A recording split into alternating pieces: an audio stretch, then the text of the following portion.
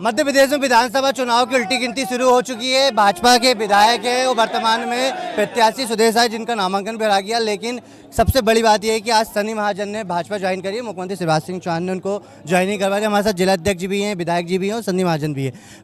आज बीजेपी में आ गए हैं, ज्वाइनिंग करवाई, क्या माहौल लग रहा है इस बार? सन्नी भाई बीजेपी के जनसंघी परिवार से हैं और पहले से ही परिवार से जुड़े हैं। औपचारिक रूप से आज माननीय मुख्यमंत्री जी के यहाँ आदरणीय विधायक जी और बहुत सारे कार्यकर्ताओं की उपस्थिति में पार्टी के मुख्य धारा में वो वापस जुड़े हैं। मैं उनका भारतीय जनता पार्टी में परिवार में स्वागत करता हूँ। वो जनाधार वाले नेता हैं और भारतीय जनता पार्टी में ताकत से माननीय सुदेश राय जी के साथ कंधे से कंधा और कदम से कदम मिलाने के चलने का संकल्प लेकर भारतीय जनता पार्टी को विजय के संकल्प के साथ वो भाजपा में आए हैं। मैं उनका स्वागत करता हूं और इस निर्णय से भारतीय जनता पार्टी सीहोर में बहुत मजबूत होगी और हम जीत का एक नया इतिहास रचेंगे सीहोर में। इसका संदेश पूरे प्रदेश में जाएगा। नामांकन भर दिया, महारैली थी, जन सैलाब था, क्या लग रहा है इस बार? विधायक जी तीसरी बार नरोत्तम मिश्रा जी भी कह मंत्री बनने का दावा कर। अभी भारतीय जनता पार्टी के आशीर्वाद से मुझे वापस टिकट मिला है।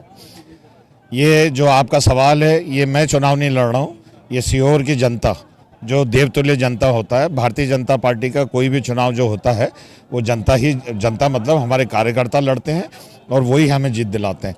आज की जो रैली थी, आज का जो नामांकन की हमारी रैली थी, जिसमें हमारे जिला अध्यक्ष जी भी, हमारे भाई सनी महाजन भी, हमारे नगर पालिका अध्यक्ष प्रिंस राठौर जी, समस्त हमारा सीनियर जितने भी संगठन के साथ थे।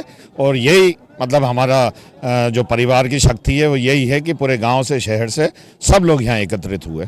बीजेपी में आज शामिल होगा, यहाँ एक बड़े लीडर माने जाते हैं सीहोर में। इस बार क्या सुदेश भाई के साथ मिलकर बीजेपी का वर्चस्व?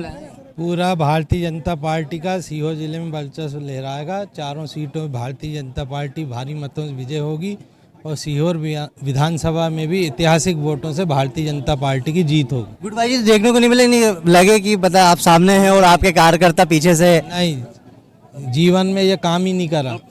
जिसका विरोध किया तो लंके की चोट पे आमने सामने किया। सुदेश भाई के भी खिलाफ चुनाव लड़ा तो पिछले 5 साल चुनाव लड़ा और कई जिन मुद्दों पे बोलना था मैंने इनके मुंह पे ही बोला। तो मेरे इतिहास नहीं है मेरा कि मैं कभी पीठ में किसी के छुरा घोंपूं। लड़ाई लड़ता हूं तो आमने सामने की लड़ता हूं, पीठ पीछे की नहीं लड़ता। और मैं पूरी ईमानदारी से, निष्ठा से, क्योंकि भारतीय जनता पार्टी ही नहीं जनसंघ से मेरे दादाजी की विरासत है।